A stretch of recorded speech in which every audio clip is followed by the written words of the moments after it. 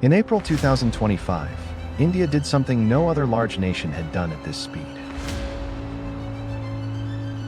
20% ethanol and blended petrol, gasoline, became the standard fuel at every pump. Gasoline, the new normal. Gasoline means petrol mixed with 20% ethanol, a biofuel distilled from crops grown on Indian soil. Most of this ethanol comes from sugarcane, but maize and surplus food grains are also used. The government called it a revolution. Less crude oil imported from abroad.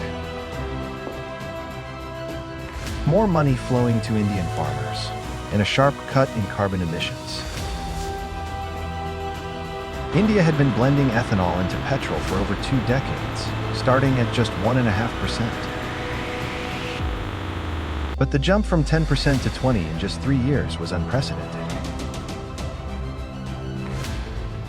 For millions of motorists, the change arrived without warning. One day, the fuel in the nozzle was different. Their cars, designed for a maximum 10% blend, were now running on 20%. Rajesh bought his sedan in 2022. The manual said ARAI incompatible, nothing more. The first sign was the fuel gauge. Within weeks, drivers across India reported their tanks were emptying faster than before. Mileage had dropped, and not by a little. At petrol stations, the anger landed on the people behind the counter. Dealers reported a surge in customer complaints about reduced mileage and engine trouble. They had no answers because they did not decide the fuel policy.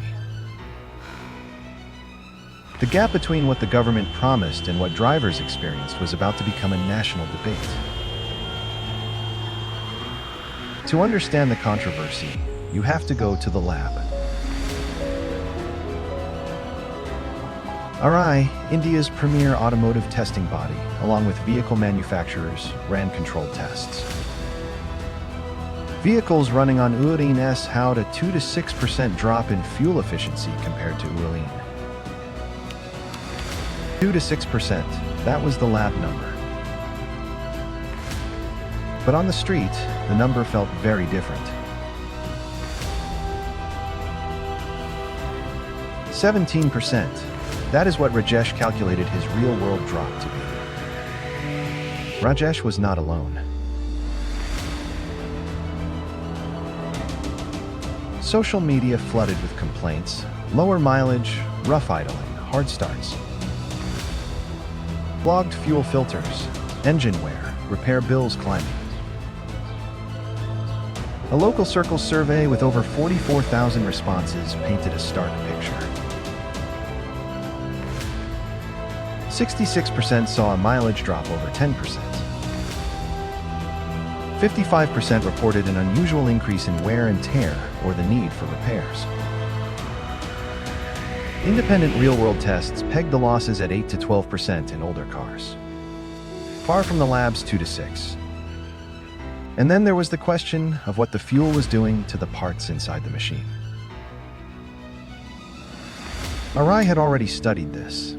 Back in 2020-1, they immersed 8 metals, 6 elastomers, and 4 plastics in wood. The results were nuanced, not a blanket catastrophe, but not an all-clear either. MBR performed well in gasoline, but MBRs in PVC and epichlorohydrin degraded significantly. These degraded materials were widely used in the fuel hoses and seals of older vehicles. The ministry acknowledged some rubber parts may need replacing after 20,000 kilometers on gasoline. Inexpensive, the ministry said, just a routine service item. The government pushed back hard. They pointed to Maruti Suzuki, which had serviced 28 crore vehicles in a single year. 15 million were older, non-SAN certified vehicles. No gasoline damage was found. Automakers themselves took the stage to defend the fuel. Marudi's Rahul Bharti said testing older Alin Futa vehicles on Odin's Houd no concerning issues. The automobile dealer's body Fada said no Zan-related complaints had reached dealerships. He attributed a few isolated cases to adulterated fuel, not Olin itself. The government stressed that Odin MUST meets strict BIS quality checks from distillery to pump. Chief secretaries of all states were asked to enforce zero tolerance against adulteration. For many drivers, the biggest frustration was not just the mileage, it was the lack of choice. Pure petrol was available, but at 60 to 70 rupees more per liter. The government ruled out offering pure petrol and Onin alongside Onin nationwide. The reason, multiple base fuels multiply costs and complicate quality control at outlets. In Delhi, hundreds showed up to an anti-Zan protest. They demanded the right to choose. E20 ready! Public interest litigation was filed in the Supreme Court challenging the nationwide lean rollout. The petition argued Olin causes engine damage and lower efficiency in millions of older cars. The court rejected the pill, with the center stating that damage claims were not supported by scientific evidence. Then came the insurance scare. PIB called the rejection claims fake. 190 Zen 9 Lombard clarified policies remain valid with Olin, but most policies exclude consequential damage, which could include long-term ethanol corrosion.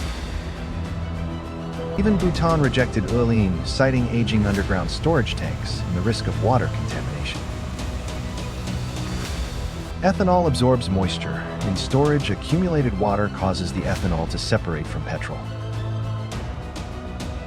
What reaches your engine is no longer a controlled blend.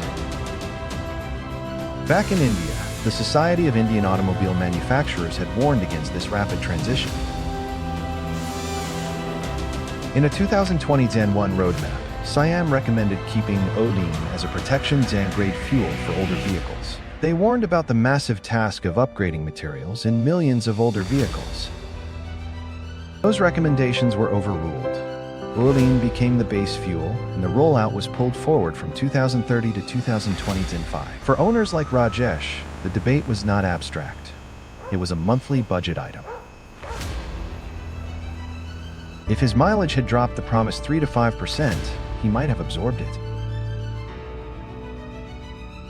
At 17%, it cost thousands of rupees more per year for fuel at the same price. The government's case was built on 3 pillars. Since 2014, petrol substitution has saved over 1,40,000 crore in foreign exchange. Over 1,20,000 crore rupees have been paid to farmers for ethanol, creating rural income and jobs. 700 lakh tons of carbon dioxide emissions have been avoided. For vehicles built after April 2020 Zan 3, mandated to be Olin Zan compliant under BS 10-6 Phase 2 norms. The 2 to 6% mileage drop is simply the cost of ethanol's lower energy density. The problem is the enormous fleet of pre-2023 vehicles that were not built for this fuel. ARAI and the ministry say the risks are manageable. Check your hoses, replace if needed during service. For Rajesh and millions like him, manageable is not the same as nothing. The science says Olin is workable. The street says it costs more than advertised. Until the gap between the lab and the road closes, the fuel pump will remain a place of quiet anxiety. For the people selling the fuel, there is no resolution in sight. The Petroleum Dealers Association has asked the government to reconsider the rollout. The government says Olin is here to stay. India is already preparing for OWU and Olin.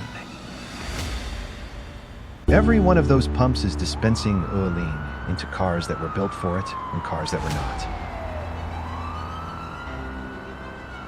Olean safe in the lab, controversial on the road. The new fuel of a nation still making up its mind.